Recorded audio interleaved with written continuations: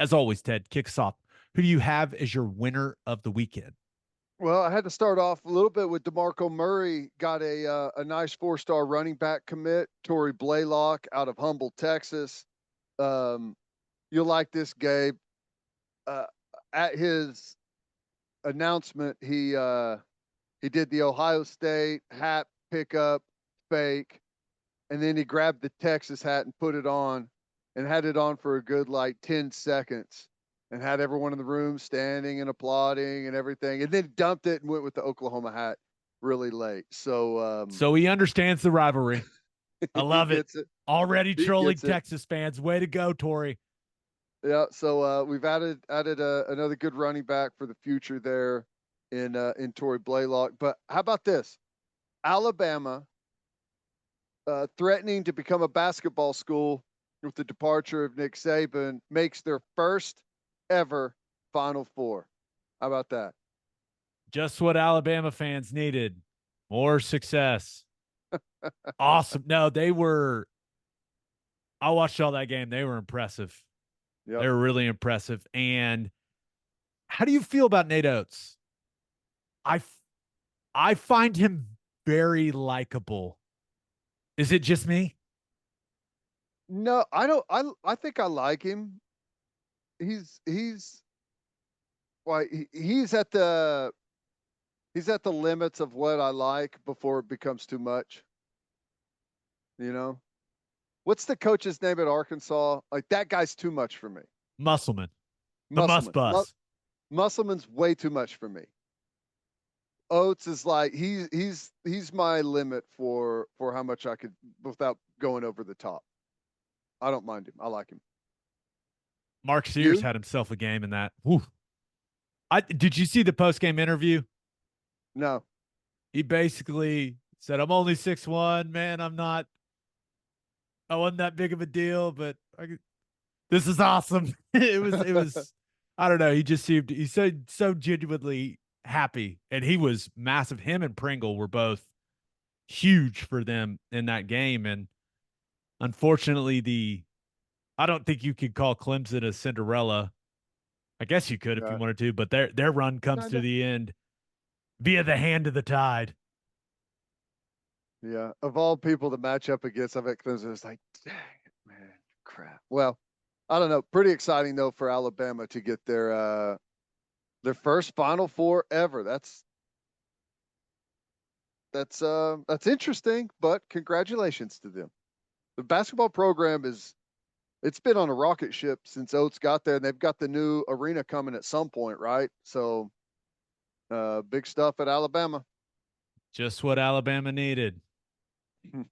More success. That Stevenson kid came off the bench. I think he's a freshman too. He had like 20. They got some big time contributions from multiple guys that maybe I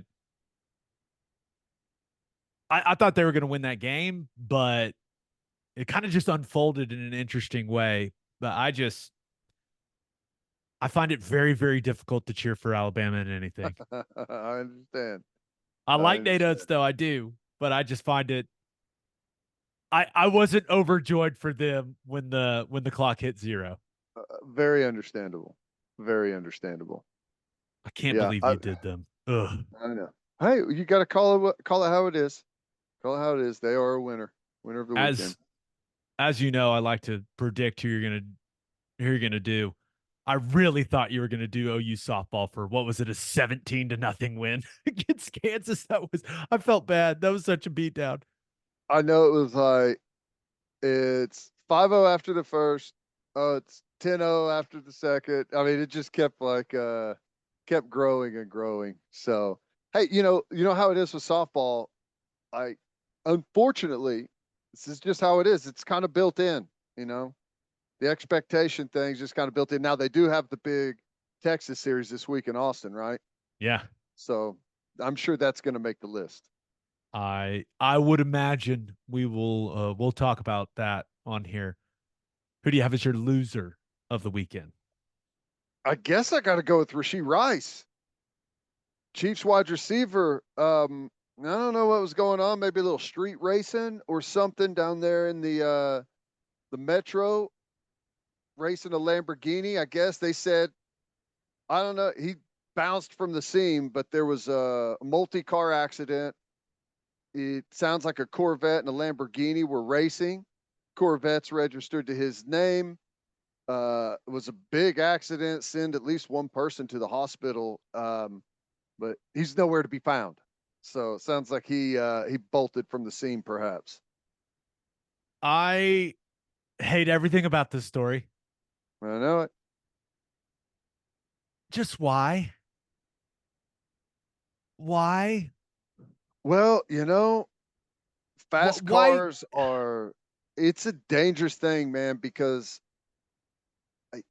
whenever you have a lot of money, you instantly have access to a lot of these vehicles. And I'm not going to say that there's like some extremely high bar of being able to drive them, but it's not like you step in ever having never driven anything like that before and not getting into something incredibly dangerous. It is incredibly dangerous, not just for yourself, but for everyone out on the road whenever you're racing on a highway that's occupied by a bunch of, you know, just regular drivers, which I guess I can't say that they were racing, but whenever you hear a Lamborghini and Corvette, are both spinning into the wall, Yeah, causing that's a where you chain go. reaction crash. Right. What, four other It was like cars? at 6 o'clock in the evening too. 6:20 p.m. local time. That's a Not weird a time time. to race. Yeah, especially in the Dallas metro. It's not exactly a ghost town at 6 o'clock on a Saturday night.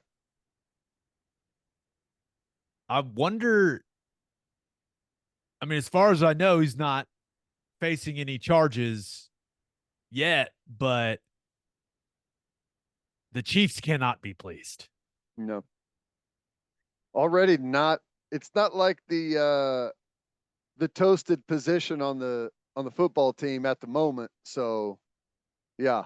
And that's my thing for him is he just had this awesome playoff run where people are starting to talk about him being the number one guy possibly for them next season. And you go and do that. Make it make sense, man. That's where some of this stuff is baffling. Well, let's just hope that whoever was injured is okay, and this is something that he learns from. You know, it's, we all make mistakes. It's how we respond to them. Hopefully he's able to learn from this. And I don't even know what all the details are, but we've seen some bad stuff in the past whenever it comes to racing vehicles, driving fast. Like I mean, we're just talking in the football world, obviously. Like, this is not an uncommon thing, unfortunately. But even in the football world, we've had some really, really bad things happen Yeah. recently. I mean, let's not forget the Georgia situation not that long ago, man. Yeah. So I just don't get it. I'm not a car guy though. I've never had a desire to drive fast. Maybe I just don't get it. Maybe I'm boring. I don't know. You're boring. Okay. That's fair. No, I'm That's fair. kidding. Let's finish up with my winner and loser. But first, All right, listen up, Oklahoma sports fans. Don't miss your chance to meet some local star athletes and support our state. Join OU legend Sterling Shepard, OU pitcher Kelly Maxwell, and Hooper Peyton Verlost, and more at the Oklahoma State Capitol on April 8th for the American Heart Association's Rally Day. They're rallying for crucial legislation to ensure cardiac emergency plans are in place at schools across Oklahoma. Every year, thousands of young athletes and fans across the country suffer from sudden cardiac arrest. Having proper emergency plans in place saves lives. So mark your calendar for April 8th to rally with Sterling Shepard at the Oklahoma State Capitol. Visit heart.org/Oklahoma for more information. and attention business owners, you need Insurica in your life. Insurica is one of the country's largest insurance brokers with 30 offices throughout Oklahoma, Texas, and the Southwest. Insurica is able to customize programs by accessing the latest information from many insurance carriers. They compare and contrast coverage offerings and pricing in order to design a cost-effective, comprehensive program to meet your business's specific needs. If your business partners with Insurica, you'll save huge amounts of money and take back control of your total cost of risk. If your business wants to be best in class, connect with Insurica at insurica.com. That's INSURICA.com. And head to opolisclothing.com for our podcast merchandise and the best OU gear out there. That's OPOLIS clothing.com. Use promo code TED, TED, for 10% off. That's opolisclothing.com. Use promo code TED for 10% off. Buttery soft and 10% off. For my winner of the weekend, thought about going with the Oklahoma City Thunder. Now, we are recording this before they play the Knicks in New York City. But no matter what happens in that game, nothing can take away the joy that the look of disappointment on Kevin Durant's face brought me on Friday night. Suns just, the vibes are not good. A 25-point beatdown without Shea. Wow. And remember, the Suns are trying to avoid the play-in. And they just could not hang with the Thunder. So many guys played well. Giddey has found it. Yeah. Chet was really good on both ends of the floor. J-Dub, Aaron Wiggins had a really nice game. Isaiah Joe, awesome first half. Like Casey Wallace. It was just a really nice performance overall. And Kevin Durant looked so sad, and it made me so happy. Now, I wasn't one of the people booing every time he had the ball. I'm not quite at that level of disdain for him, but seeing how disappointed he was that they couldn't beat the Thunder without Shea, and not only could they not beat him, they got destroyed. Yeah, it brought me a lot of joy.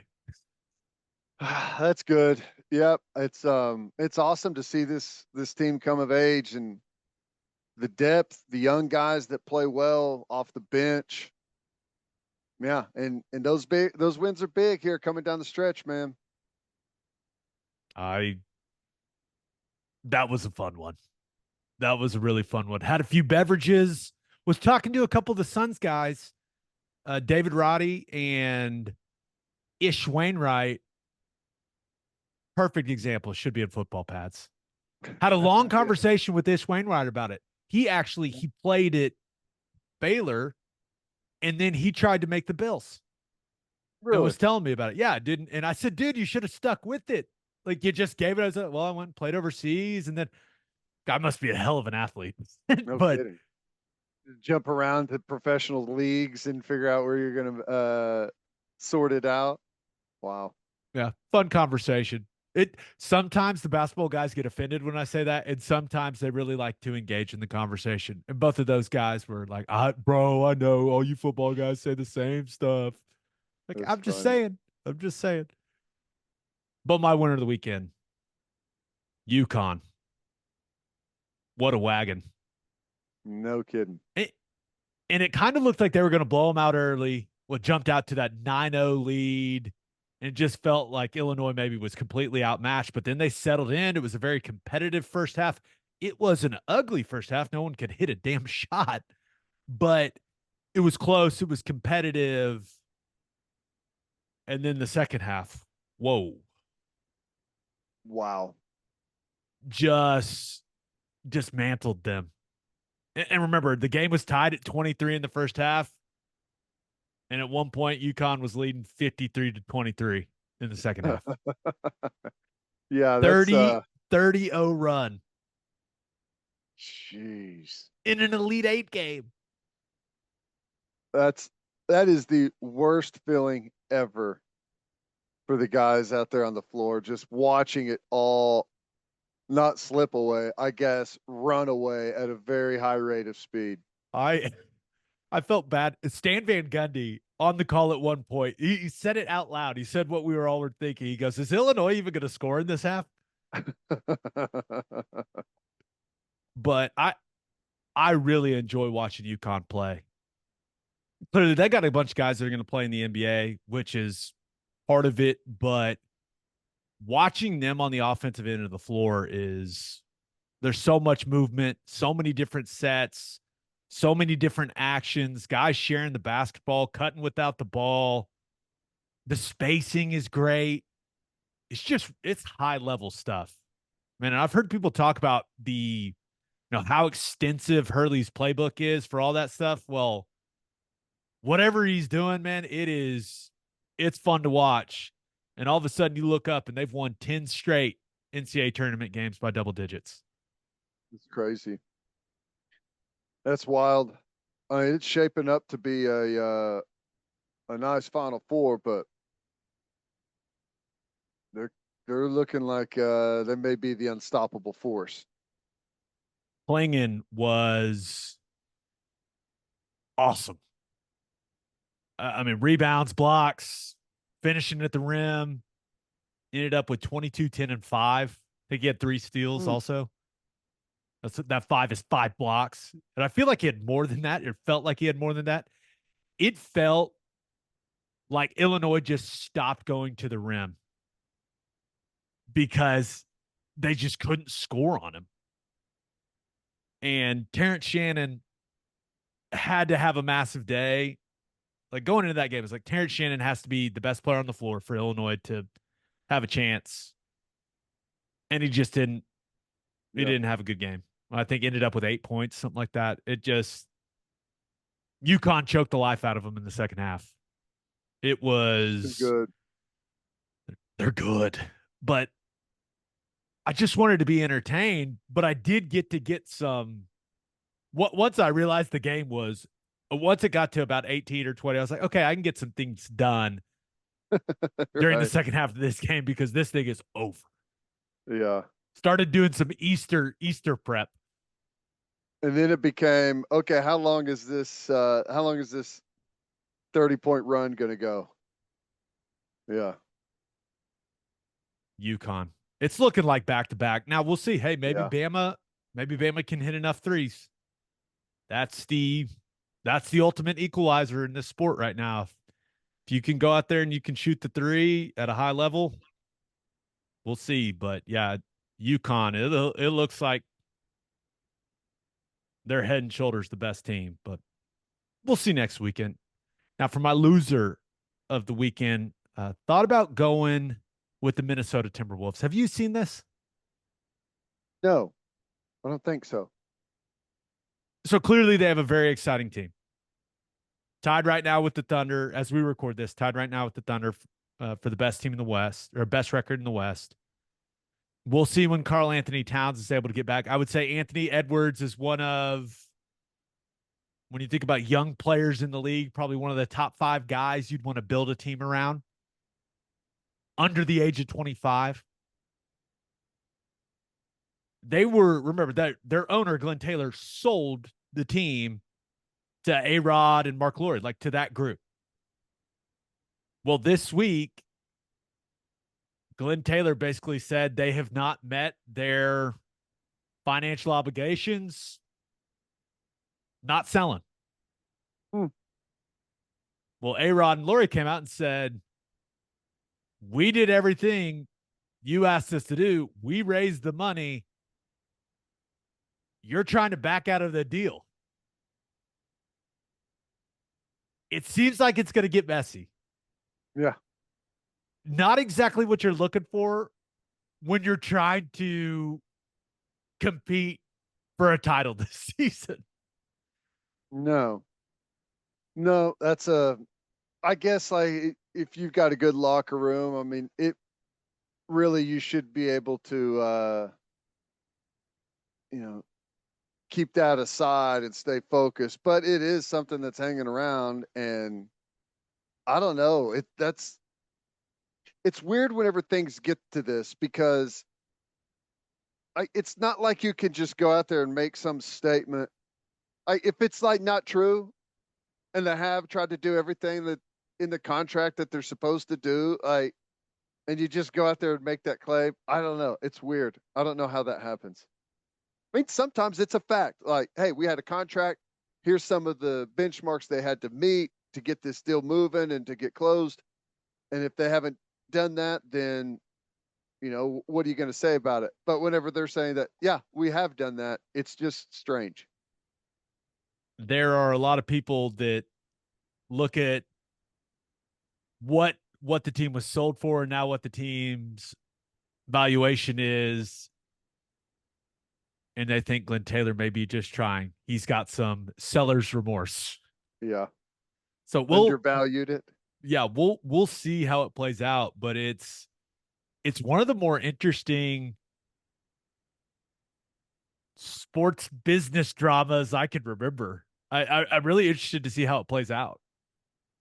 No, I agree. It's these deals are always fascinating because it's a ton of money. There's a ton of details involved. Like there's so many moving parts, and it takes the deals forever to get done.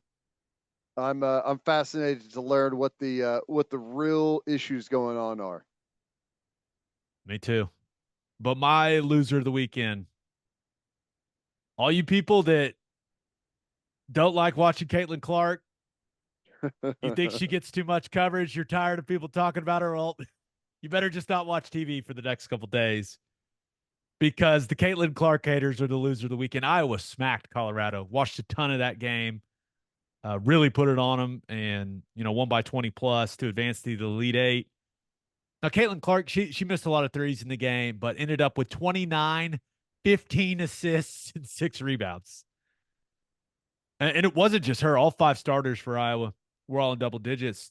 Played a really, really nice game. And the Caitlin Clark train continues to roll, but we got the matchup in the Elite Eight. I know it. The rematch, if you're one of those people that is annoyed by the amount of Caitlin Clark coverage, just wait, because LSU Iowa Monday night, rematch of the title game from a year ago. You got the Kim Mulkey stuff as well. Angel Reese is the other, one of the other big stars in the sport. This thing's going to get a ton of coverage. It is going to be a big deal on Monday night on ESPN. So I hope we get a classic when you look at the game. And one other name to know, Flau'jae Johnson. Not only can she rap, she can absolutely hoop for LSU. So there could be a ton of storylines. And if you're over the Caitlin Clark thing, then you better avoid sports television for the next 48 hours. It's funny. It's like Caitlin Clark and Angel Reese switched spots. Last year, Angel Reese had all the haters at this point, and Caitlin Clark and Iowa had all the backers. Now, I don't know who has the most haters now, LSU or Iowa. I don't know. All I know is that millions of people are going to watch that basketball game. It's going to do a huge number. Yep, it is. It's going to be the number it did last year was massive, and it's going to be can't miss hoops again on Monday night. It's which part of me, like, Caitlin Clark has a bunch of haters. Obviously, that's what happens whenever you have a lot of success, but it's not like she went to Iowa looking for a ton of attention, right? That's not where you go if you're looking for a ton of attention. It's just like ESPN and the networks see that they've got a star and they just bombard you with it until everyone can't stand it anymore, and like they profit off of the player, and then in the meantime force everyone into hating the player, right? Because it's all you can see. But it's going to be awesome. I'm looking forward to it. I'm not a hater. I think it's awesome. I think it's high level hoops, and I think it's a compelling story, and it's going to be one that you can't miss on Monday. I will be watching, and this is so random, but you want to take a guess who the Dallas Wings first preseason game is against coming up this summer? Any guess at all? I have no idea. The Indiana Fever. Ted, would you like to guess what draft pick the Indiana Fever have in the WNBA draft? My guess is they select number 1. They do select number 1, meaning which? Caitlin Clark's first preseason WNBA game, her first WNBA action will be against the Dallas Wings in Dallas. Now, I didn't. I Which just we're going to saw, be out of town for. Dang it. Well, that's going to be awesome. Now, I didn't. I just saw the headline as I was scrolling and didn't click on it, read anything. But did I see something about an offer to play in the Big Three? Yeah, I saw For that. What, her? $5 million from Ice Is that what it Cube? was? That's pretty big. I didn't know what it was. I didn't even click on it. It just said Caitlin Clark gets offered to play in the Big Three, which I interesting. think Dave Portnoy from Barstool offered her 10 to play on some Barstool intramural team or something like that. Nice. So she's going to make a lot of money playing basketball and a lot of money in endorsements. I think Caitlin Clark's going to be just fine. She's going to be just fine.